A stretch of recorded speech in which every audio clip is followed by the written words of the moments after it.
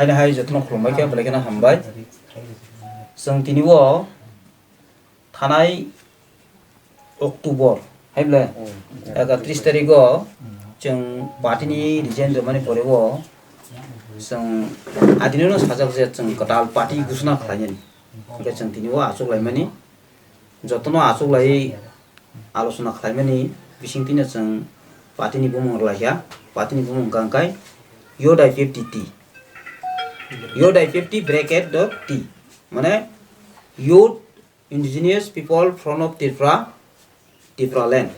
अबायके जों बुमुं कटा लाखा गांखाय जों बसकांगो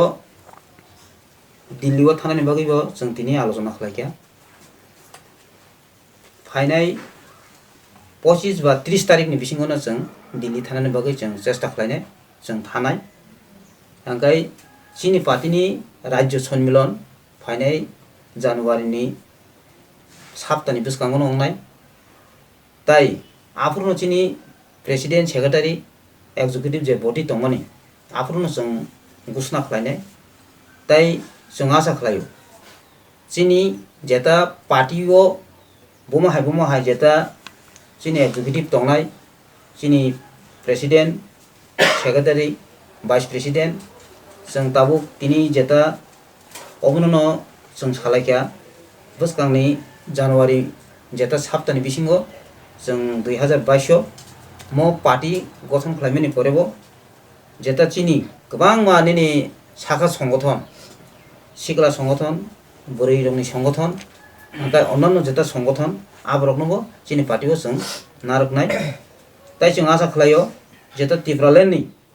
सामुं गोबां मा खालायजाया दंनायनि जेता तेबो आगोवै खालायजाना दंमानि आबो जों साक्सेस दंनाय जों बर' रंनि थानायाव आशा बिसास दङ जेता बर' जोंबो गाहाम एकटा जगाजग दङ दाबुक जे त्रिपुरालेण्डनि जेता जुद्ध खालाय दंलायमानि जेता त्रिपुरालेण्डआव तै जे संग्राम खालाय दंमानि जेता बर' रकनि बाप आसक सन्तुष्ट दंनि आं मानि किन्तुबा चिनी जेता पार्टी अब आगामी दिनाव बर' रकनि नामखौ मानो जों पोसगैनाय अब जों बर' रंनि थानायाव अब आशा बिसास नारो।